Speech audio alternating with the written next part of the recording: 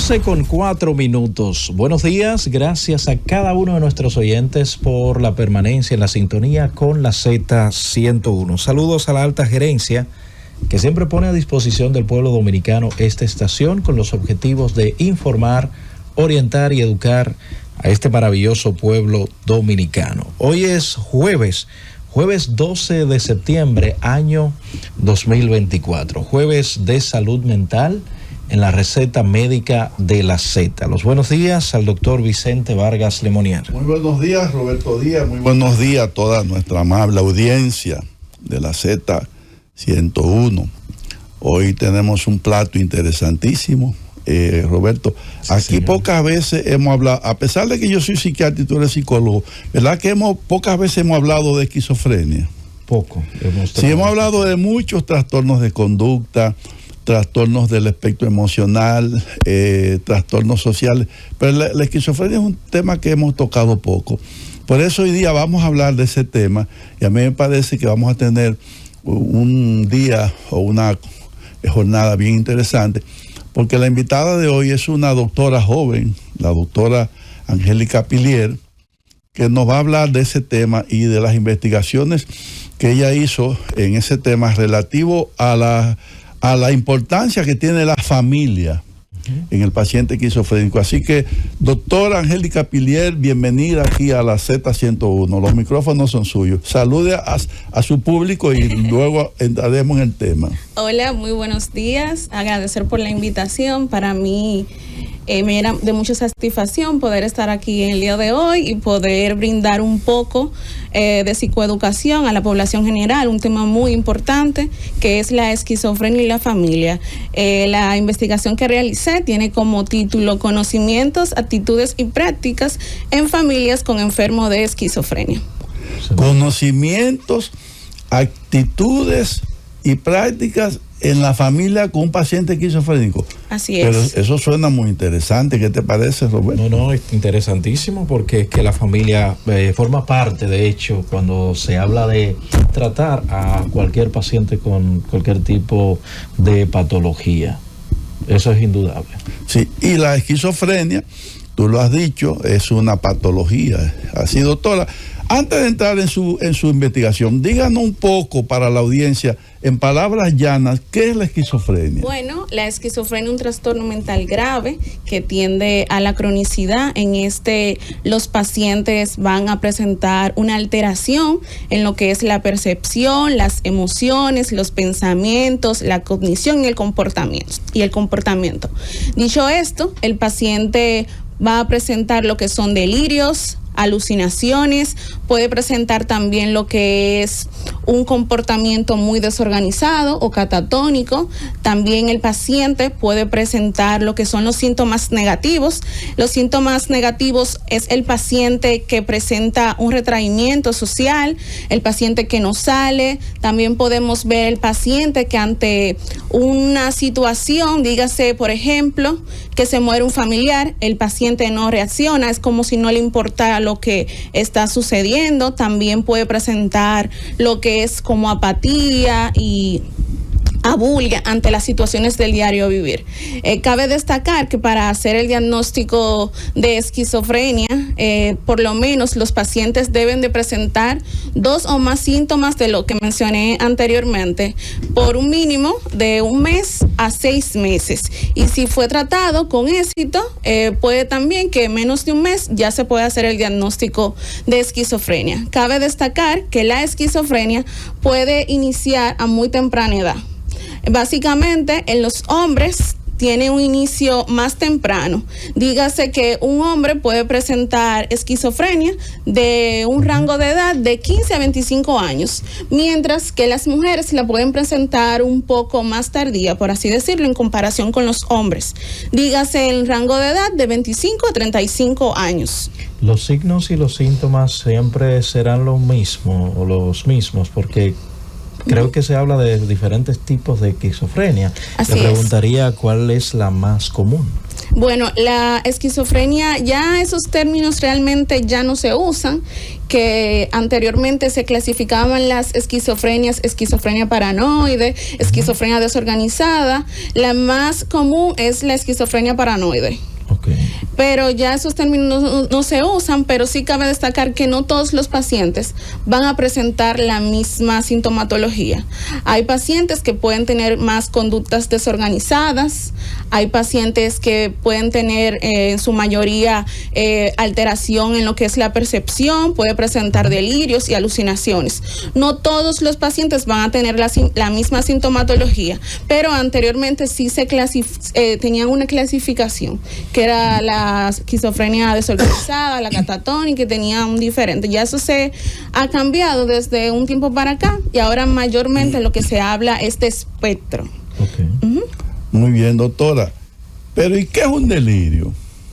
Un delirio es el paciente que tiene que piensa que algo es así, que aunque usted le diga y usted le busque lógicas a lo que él está pensando, aunque usted le diga todo, mira, pero eso no puede ser así, por esto y por esto, el paciente siempre va a tener la idea que lo que él está pensando, lo que él está imaginando es así.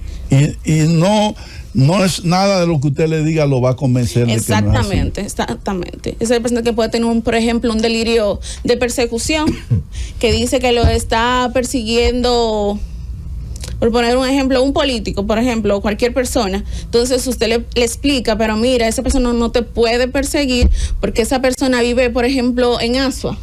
Y tú estás aquí en Santo Domingo, ¿cómo es que esa persona, tú entiendes que te está persiguiendo? Y usted le puede plantear 1001 lógica y él va a entender que no es así. O sea, es irrebatible a la lógica, a lo que usted o lo que él piensa. Sería irrebatible a la lógica. Exactamente, irrebatible a la lógica. Pero es una idea falsa. Claro, es una idea falsa, irrebatible a la lógica, y que aunque usted le muestre con pruebas y todas las cosas de que ese delirio, por así decirlo, no es así, él va a entender que el que está bien es él y los demás, aunque le den una explicación, va a entender que no es así, que el que tiene la razón es él. Se altera su percepción a la realidad. Exactamente. Doctora, ¿existen causas para la esquizofrenia? ¿Hay alguna realmente se ha asociado muchos factores, aunque se han investigado se han hecho muchas investigaciones para saber cuál es la etiología exacta de la esquizofrenia. Aún no hay ninguna teoría. Lo que sí se ha asociado, que puede ser por factores estrechamente relacionados, como factores genéticos, bioquímicos, factores psicosociales, y eso principalmente, pero como una causa exacta, no. También se puede asociar al uso de drogas. Hay un sinnúmero de causas, pero principalmente como una causa exacta, no. Sí se ha relacionado estrechamente y se han hecho diferentes estudios donde sí hay una mayor incidencia en este tipo de personas que tienen algo parecido a esto que mencioné anteriormente, pero una causa exacta no existe. Muy bien, doctora. Yo quiero agregarle algo de lo que usted ha dicho muy bien. Cuando yo hice mi tesis, yo era residente de psiquiatría aquí, mi tesis se llamaba Psicosis Orgánicas, psicosis de origen orgánico. Yo trabajaba en el 28, el hospital psiquiátrico, y entonces una de las cosas que yo me preguntaba es, entonces, si aquí hay tantas mujeres que no tienen una asistencia en el momento del embarazo y del parto, y esos niños nacen con traumas, ¿cuál es la consecuencia de un trauma obstétrico o de una situación que el niño tenga durante todo el vientre de su madre? ¿Cómo eso va a afectar su mente? Hicimos una tesis sobre eso, la psicosis de origen orgánico, que estábamos viendo que esos niños que tienen situaciones, las madres tienen situaciones en el parto, podía traducirse en psicosis. ¿Qué usted piensa de eso? Sí, se han realizado diferentes estudios donde madres que tienen complicaciones en el embarazo, niños que nacen pretérminos, también cuando presentan hipoxia al momento de nacer, también se ha asociado que esos niños tienen mayor incidencia en un futuro, en la adolescencia o en la adultez, a presentar lo que es esquizofrenia. Bien, muchas gracias. ¿Se tiene estipulado más o menos qué tiempo dura una crisis esquizofrénica, doctora? Bueno, eso va a depender del abordaje que se le dé al paciente. O sea, yo no puedo decirle que, bueno, va a durar un mes, pero si no se trata, puede cronificarse y puede empeorar. Pero si se trata de inmediato con los antipsicóticos, que es el principal tratamiento para la misma, puede mejorar. Doctora, su investigación es la relación que hay entre la enfermedad de esquizofrenia, que usted ha explicado magistralmente, y la familia. Háblenos un poco de eso. Bueno, lo primero es que me surgió el interés de realizar esta tesis o esta investigación porque la familia es vital en todo. Entonces, veíamos en la residencia que a veces los pacientes, junto con sus familiares, los familiares no conocían de lo que era la esquizofrenia. A veces, con larga data de evolución de la enfermedad, usted le preguntaba, ¿qué diagnóstico tiene su familiar? Ah, no, él es depresivo, él es bipolar y esquizofrénico. O sea, el familiar no se interesa básicamente en preguntar, en psicoeducarse, en buscar información sobre la enfermedad que padece su familiar. Y por eso fue que me surgió el interés de realizar esta investigación.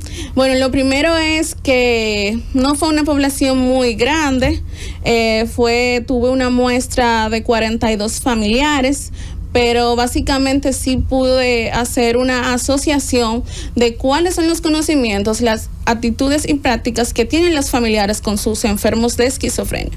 Lo primero es que se pudo evidenciar en esta investigación que las personas que acompañan principalmente a su familiar son personas de más de 60 años. O sea, son básicamente envejecientes que acompañan a sus familiares a la consulta.